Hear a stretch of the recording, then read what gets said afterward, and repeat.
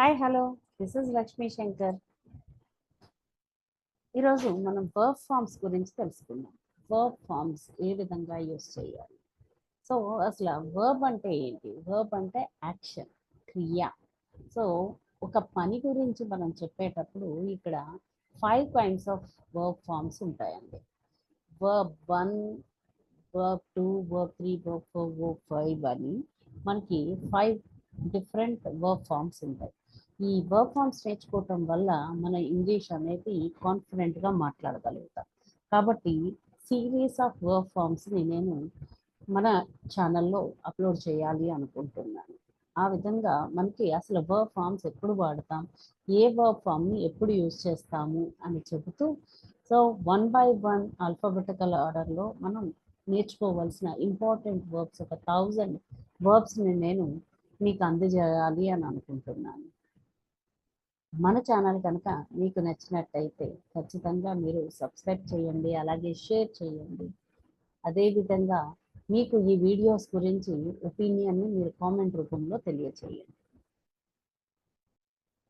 అయితే verb forms, verb అనే దాన్ని యాక్షన్గా చెప్తూ ఉన్నప్పుడు V1, V2, V3, V4, V5లో మనకి ఏ విధంగా హెల్ప్ అవుతాయి అనే విషయాన్ని మనం క్లియర్గా తెలుసుకోవటం వల్ల ఈజీగా మనం వర్బ్స్ అనేవి నేర్చుకోవటం అనేది జరుగుతుంది. సో వర్బ్ ఫార్మ్స్, ఈ verb ఫార్మ్స్ని V1, V2, V3, V4, V5 అని చెప్పడం జరుగుతుంది.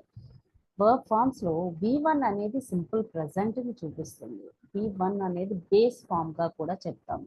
మనం ఒక పనిని చేయటం కోసం మనం ఏదైతే పనులు మాట్లాడతామో దాన్ని బేస్ ఫామ్గా చెప్తాము. అదేవిధంగా సింపుల్ ప్రజెంట్ అని కూడా చెప్తాము. Simple present or V1 or base ఫామ్ని మనం ఐ, వి, యు, దే అనే ప్లూరల్ ఫామ్స్కి V1ని యూజ్ చేయడం జరుగుతుంది. ఐ, వి, యు, దేకి యూజ్ చేసేటప్పుడు సింపుల్ ప్రజెంట్ని యూజ్ చేస్తాం. అసలు సింపుల్ ప్రజెంట్ అనేది ఎప్పుడు యూజ్ చేస్తాము అని అంటే కనుక యూజువల్గా ప్రజెంట్ అని అనగానే ప్రజెంట్ అంటే ఈ క్షణం ఇప్పుడు అని అనుకుంటారు, కానీ ఈ ఎప్పుడు అనే అర్థాన్ని ఇస్తుంది ఈ సింపుల్ ప్రజెంట్ అనేది. అంటే గతంలో ఆ పని చేసాం, ఇప్పుడు ఆ పని చేస్తున్నాం, ఫ్యూచర్లో కూడా ఆ పని చేస్తాం. అంటే ఆ పనులు మనకి అలవాటుగా చేసే పనులు. సో అప్పటి నుంచి ఇప్పుడు ఇక పైన కూడా మనం ఈ పనులు చేస్తూ ఉంటాము అని చెప్పడానికి మనం ఈ వర్బ్ ఫార్మ్స్ అనేవి యూజ్ చేయడం జరుగుతుంది V1ని. సో కొన్ని అలవాట్లను చెప్పేటప్పుడు నేను ఈ వర్బ్ ఫార్మ్స్, నేను ఉదయం 6 గంటలకు లేస్తాను అని చెప్పాలి అనుకున్నాం అనుకోండి. ఉదయం 6 గంటలకు లేవడం అనేది సో మనకి గతంలో చేస్తున్నాం, ప్రజెంట్ చేస్తూ ఉన్నాం, ఇక పైన ఫ్యూచర్లో కూడా మనం ఇది చేస్తూ ఉంటాము అని చెప్పడానికి వర్బ్ ఫార్మ్స్ని యూజ్ చేయడం జరుగుతుంది. So I wake up at 6 in the morning every day, ప్రతిరోజు చేసే పనులు అని చెప్పుకోవడం. లేదా మన ఇష్టాలు, మన కోరికల్ని స్టేటివ్ వర్బ్స్ అని కూడా అంటారు. I like chocolates, I like chocolates very much, నాకు చాక్లెట్స్ అంటే చాలా ఇష్టం అని చెప్పడానికి.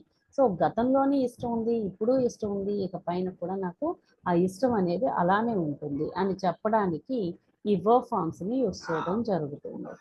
అలాగే మనకి ఈ V1 మనం ఏదైతే యూజ్ చేస్తున్నామో అది ఐ, వి, యు, దేకి మాత్రమే యూజ్ చేయడం జరుగుతుంది.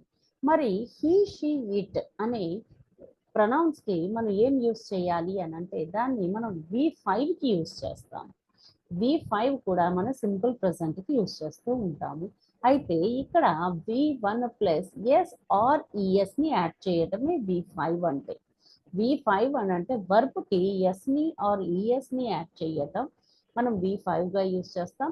సేమ్ V1ని ఏ విధంగా యూజ్ చేస్తామో V5ని అలాగే యూజ్ చేస్తాం, కానీ హీ, షీ, ఇట్ అనే ఈ 3 ప్రొనౌన్స్కి యూజ్ చేస్తాం. సింగులర్ నౌన్స్కి మనం చెప్పేటప్పుడు మనం ఇక్కడ V5 అనే దాన్ని యూజ్ చేస్తాం. So he wakes up, I wake up అని అన్నాను, హీ అన్నప్పుడు హీ వేక్స్ అప్ అనేది యూజ్ చేస్తాం, హీ వేక్స్ అప్ అని. అలాగే he runs every day, he likes chocolates అని చెప్తాం. సో అవతల వ్యక్తి గురించి మనం మాట్లాడేటప్పుడు అది సింగులర్ పర్సన్ అయినప్పుడు మనం ఎస్ ఆర్ ఈఎస్ని యాడ్ చేయడం జరుగుతుంది. ఈ V1 అండ్ V5లు ఎప్పుడూ కూడా మనం గుర్తుపెట్టుకోవాల్సింది ఏంటంటే మన అలవాట్లు, మనం రోజు చేసే పనులు, లేదా నెల నెల చేసే పనులు, వారం వారం చేసే పనులు, సంవత్సరం సంవత్సరం చేసే పనులు అయినా సరే పాస్ట్లో చేస్తాం, ప్రజెంట్లో చేస్తాం, ఫ్యూచర్లో కూడా మనం ఇదే చేస్తాము. My daughter celebrates her birthday in orphanage. So తను సంవత్సరానికి ఒక్కసారి తన బర్త్డే చేసుకున్నప్పటికీ కూడా తను ఆర్ఫనేజ్లో చేసుకోవటం అనేది తనకు అలవాటు. చిన్నప్పుడు చేసింది, ఇప్పుడు చేస్తుంది, అలాగే ఇక పైన కూడా తన అలవాట్లు మార్చుకోదు. సో ఖచ్చితంగా చేస్తుంది అని చెప్పేటప్పుడు ఆల్ ద టైమ్ యాక్షన్స్గా మనం చెప్పేటప్పుడు, లేదా రిపీటెడ్గా ఈ పని వారంలో అవ్వచ్చు, సంవత్సరంలో అవ్వచ్చు, ఈ పని జరుగుతుంది అని చెప్పేటప్పుడు మనం దీన్ని యూజ్ చేయడం జరుగుతుంది. అలాగే V2 అంటే కనుక పాస్ట్ యాక్షన్స్కి యూజ్ చేస్తూ ఉంటాము. ఒక్కసారి ఈ పని జరిగిపోయింది అని చెప్పడానికి ఇది వాడతాము. గతంలో ఒక్క నిమిషానికి ముందైనా, ఒక్క సెకండ్కి ముందైనా సరే, ఒక వారం ముందైనా, నెల ముందైనా, సంవత్సరం ముందైనా, 10 సంవత్సరాల ముందైనా ఒక పని అయితే జరిగిపోయింది. ఆ జరిగిపోయిన పనిని మనం టైం అనేది మెన్షన్ చేయాల్సి ఉంటుంది. ఆ పని ఎప్పుడు జరిగింది అనే విషయాన్ని మనం చెప్పాల్సి ఉంటుంది. దాన్ని V2 ఫామ్ అని చెప్తాము. ప్రతి ప్రొనౌన్‌కి యూజ్ చేయొచ్చు. ఆల్ సబ్జెక్ట్స్‌కి I, we, you, they, he, she, it ఎవరికైనా సరే మనం యూజ్ చేసేటప్పుడు V2 ఫామ్‌ని యూజ్ చేయడం జరుగుతుంది. గతంలో ఆ పని జరిగిపోయింది అని చెప్పటానికి అండ్ టైం ఖచ్చితంగా చెప్పాలి. రైట్? ఎలా అంటే లైక్ ఎలా అంటే I wake up at 6 in the morning every day, but I woke up at 7 in the morning today. నేను యూజువల్గా 6 o'clockకి లేగుస్తాను, కానీ ఈరోజు మాత్రం 7కి లేచాను. ఒక్కరోజు జరిగిన పని, ఈరోజు జరిగిన పని అని చెప్పేటప్పుడు మనం ఈ విధంగా చెప్తాం అన్నమాట. I visited Tirupati 2 years ago. నేను 2 ఏళ్ల క్రితం నేను తిరుపతి వెళ్ళటం జరిగింది అని చెప్తున్నాను. సో ఈ విధంగా మనం ఒక టైంని మెన్షన్ చేయాలి, పాస్ట్ యాక్షన్ని మెన్షన్ చేయాలి, అప్పుడు V2 అనే దాన్ని యూజ్ చేయడం జరుగుతుంది. అలాగే V3 ఫామ్ అంటే పాస్ట్ పార్టిసిపల్ ఫామ్లో హ్యావ్ అండ్ హ్యాజల్ని యూజ్ చేయడం జరుగుతుంది. సో అదే పాస్ట్లో అయితే హ్యాడ్ అని కూడా యూజ్ చేయడం జరుగుతుంది. అయితే హ్యావ్కి ఐవి యూదే అని, హ్యాస్కి హీ షీ ఇట్ని యూజ్ చేయడం జరుగుతుంది. ఇది ఎప్పుడు యూజ్ చేస్తాము అంటే పాస్ట్ యాక్షనే, ఇది కూడా పాస్ట్ యాక్షనే, కానీ ఇది టైంని మెన్షన్ చేయకుండా చెప్పేటప్పుడు యూజ్ చేస్తాం. అంటే ఆ పని జరిగి ఎంతో సమయం కాలేదు, రీసెంట్గానే జరిగింది అని చెప్పేటప్పుడు just now, recently, in a while అని చెప్పే సందర్భాలలో సో మనం హ్యావ్ అండ్ హ్యాజ్ని యూజ్ చేస్తూ V3 ఫామ్ని యూజ్ చేయడం జరుగుతుంది. ఇప్పుడే వచ్చారు, అప్పుడే వెళ్ళారు అని చెబుతూ ఉంటాము. ఇందాకనే కలిశాను, ఈ మధ్యే ఆయన అమెరికా నుంచి వచ్చారు అని చెప్తూ ఉంటాం. సో అలాంటి సందర్భాలలో టైంని మెన్షన్ చేయకుండా మనం చెప్పే సందర్భాలలో V3ని యూజ్ చేయడం జరుగుతుంది. అలాగే V4 అనేది కంటిన్యూస్ యాక్షన్. కంటిన్యూస్ అని అంటే ఆ పని ఇప్పుడు జరుగుతూ ఉంది, ఈ నిమిషం లేదా ఈ క్షణం ఆ పని జరుగుతూనే ఉంది, లేదా ఒకప్పుడు ఈ పని జరుగుతూనే ఉండేది, అలాగే ఫ్యూచర్లో కూడా ఈ పని జరుగుతూనే ఉంటుంది అని చెప్పాల్సి వచ్చినప్పుడు మనకి V4 కంటిన్యూస్ యాక్షన్ని యూజ్ చేయటం జరుగుతుంది. ఈ విధంగా వేర్వేరు సందర్భాలలో మనం V1, V2, V3, V4, V5 అనే వర్బ్ ఫామ్స్ని యూజ్ చేయడం జరుగుతుంది. ఇక్కడ వరకు మనం వర్బ్ ఫామ్స్ని యూజ్ చేస్తాం. ఇక పైన ఒక్కొక్క లెటర్ని బట్టి మనం ఎలాంటి వర్బ్స్ని నేర్చుకోవచ్చు, మన డైలీ కన్వర్జేషన్లో మనకి ఎలాంటి వర్బ్స్ హెల్ప్ అవుతాయి అనేది చూస్తూ మన వర్బ్ ఫామ్స్ నేర్చుకోవటం వల్ల, వర్బ్స్ నేర్చుకోవటం వల్ల మన ఇంగ్లీష్ అనేది నెక్స్ట్ లెవెల్కి వెళ్తుంది. దానికోసం అని చెప్పి మనం ఈరోజు వీడియోలో, ఫస్ట్ వీడియోలో మనం ఆల్ఫాబెటికల్ ఆర్డర్లో ఏతో మొదలు అయ్యే వర్బ్ ఫామ్స్ గురించి తెలుసుకుందాం.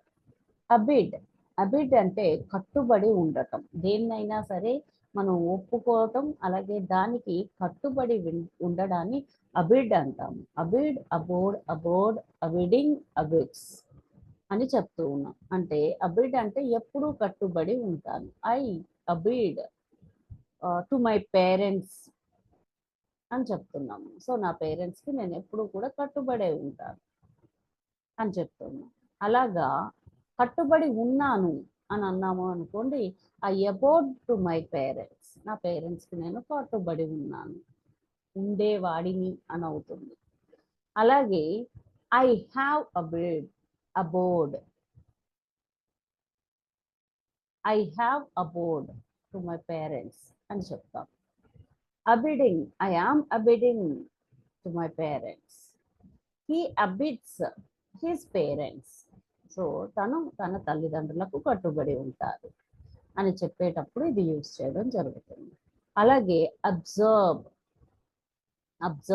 అబ్జర్వ్ అంటే గనక మనం ఇక్కడ జాగ్రత్తగా అర్థం చేసుకోవాలి. ప్రొనౌన్సియేషన్ అనేది అబ్జర్వ్ అలాగే అబ్జర్వ్ రెండు ఒకేలా వినపడుతూ ఉంటాయి.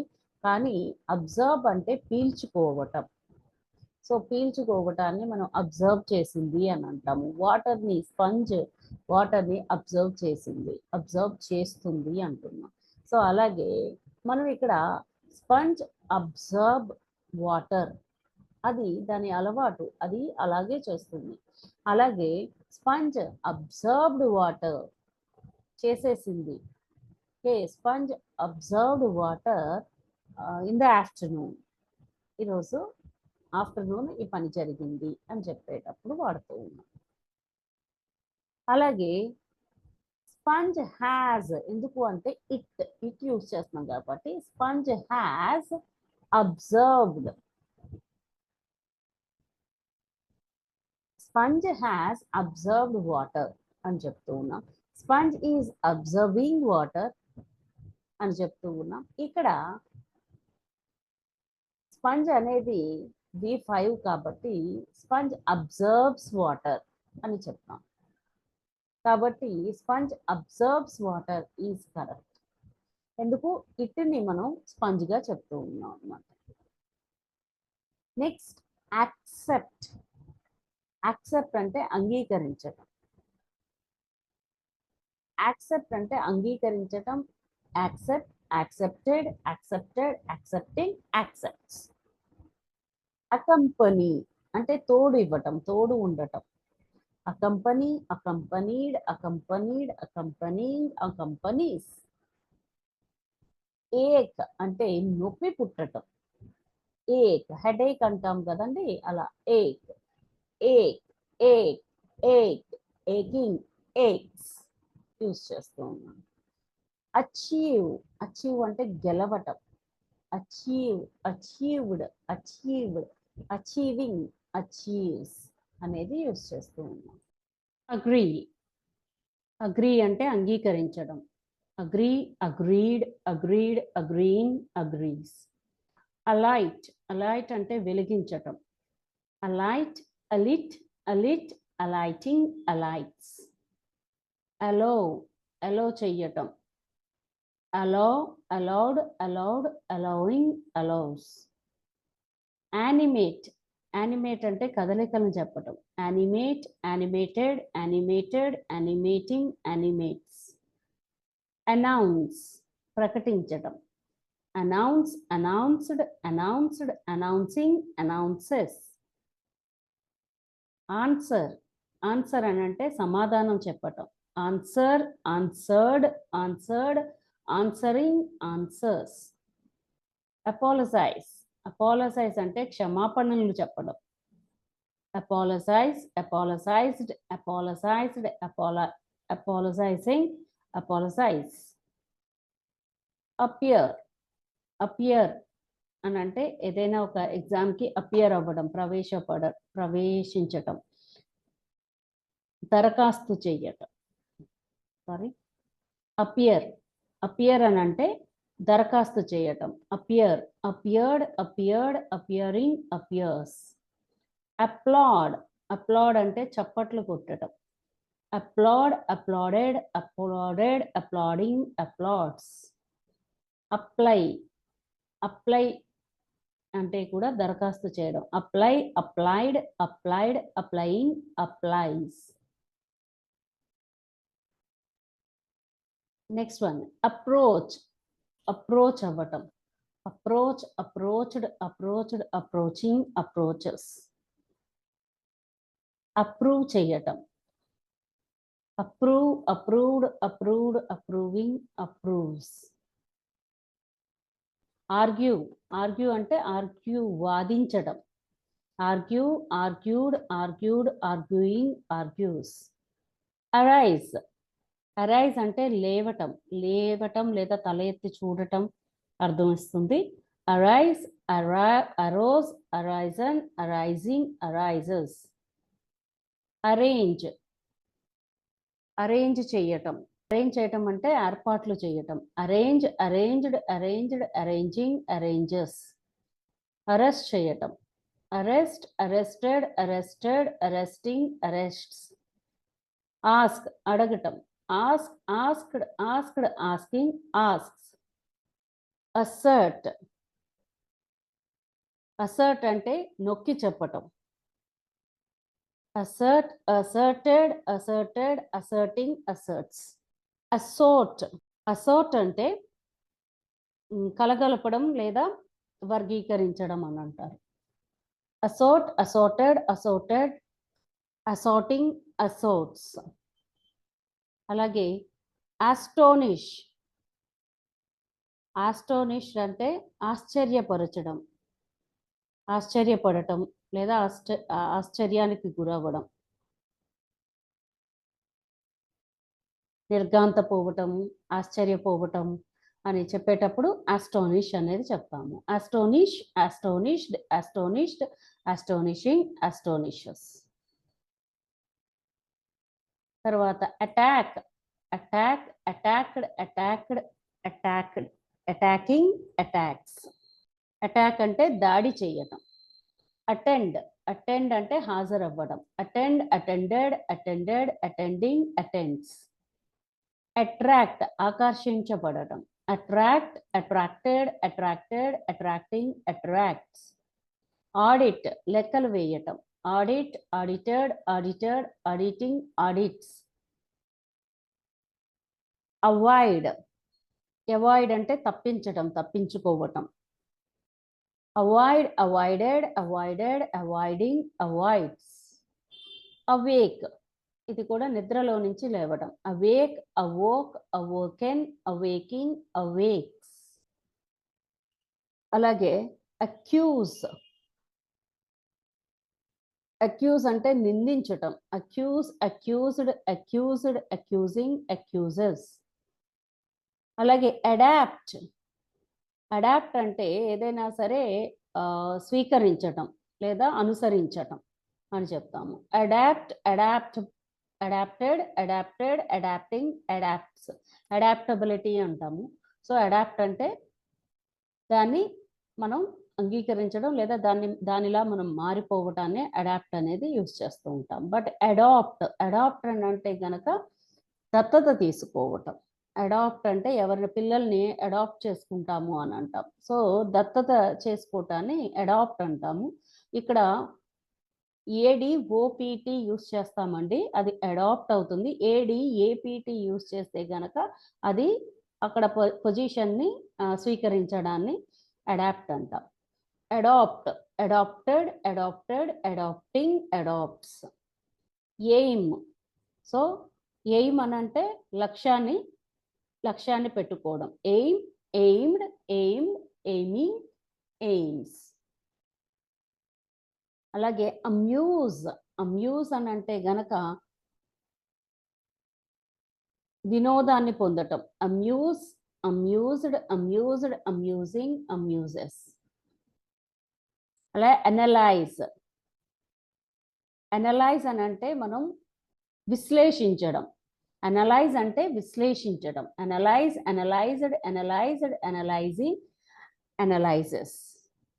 అలాగే అన్నాయ్, అన్నాయ్ అంటే బాధించడం లేదా ఇబ్బంది పెట్టడం. అన్నాయ్.